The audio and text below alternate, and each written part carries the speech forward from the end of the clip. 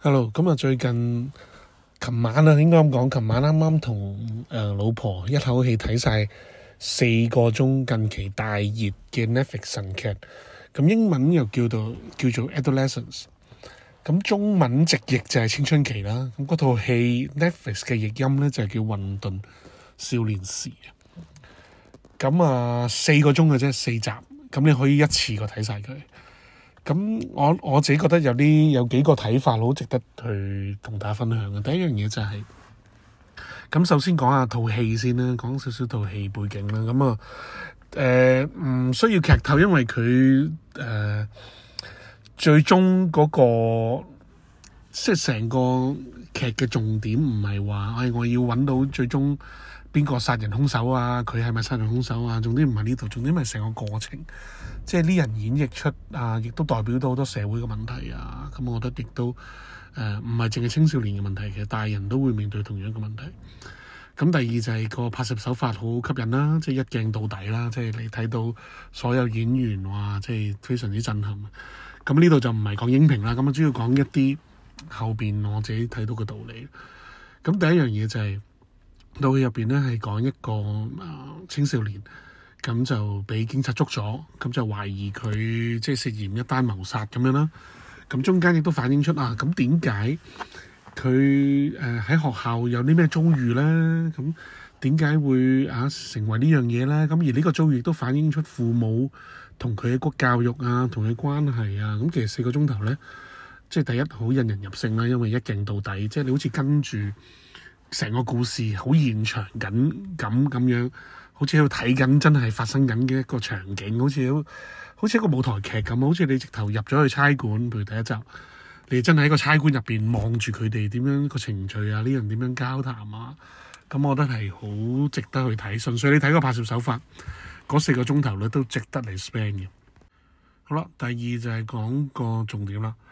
咁第一個重點就係會講到一啲叫做霸凌啦、欺凌啦、bully 啦。咁喺美國、喺外國嘅香港最近不謀而合都有講啲青少年啦，尤其是中學時候。咁聖保羅書院亦都出咗好多單呢啲問題啦嚇，咁好多爭議啦。咁入邊呢套混沌少年咧，其實就講主要一樣嘢，就係喺個社交媒體上邊對人嘅影響。咁入邊套戲會講個男主角啦，即係嗰個俾人懷疑謀殺嗰個13歲嘅小朋友啦。咁好大部分都係因為社交媒體嘅問題，令到佢可能覺得俾人欺凌啊，令到好在意朋輩嘅睇法啊。OK， 咁所以我想講其中一樣嘢就係社交媒體其實佢係一個放大器，同時亦都係一個濾鏡。OK， 簡單嚟講就千祈唔好太認真。如果玩社交媒體咧，有一句説話叫做認真便輸了，係好啱啊。首先你睇到社交媒體上邊嘅人嘅生活咧，你一定係打個折扣就 OK 噶啦。即係你睇到嘅人嘅美好，因為大部分人都係 post 美好嘅嘢啦，係咪？尤其是 Instagram、IG 好着重嗰張相影得靚唔靚，咁你就好容易睇到對方嘅美好。咁而現實咧，其實佢係冇咁美好嘅。OK， 咁但係我哋就好容易放大咗呢個美好。咁睇到美好都冇問題㗎嚇，人哋 OK 咪 OK 咯，人哋好唔通即係做酸民咧？咁但係人好多時就會有個直觀嘅比較，佢好就等於我好似冇咁好嗱，呢個先係最主要嘅問題。放大鏡啊嘛，係嘛？即係每個人梗係將最好嘅嘢 po 上去㗎啦，咁好少將平庸唔好嘅嘢 po 上去，冇人睇，同埋你會避開啊嘛，避開講自己唔好嘅嘢㗎嘛，有個趨向。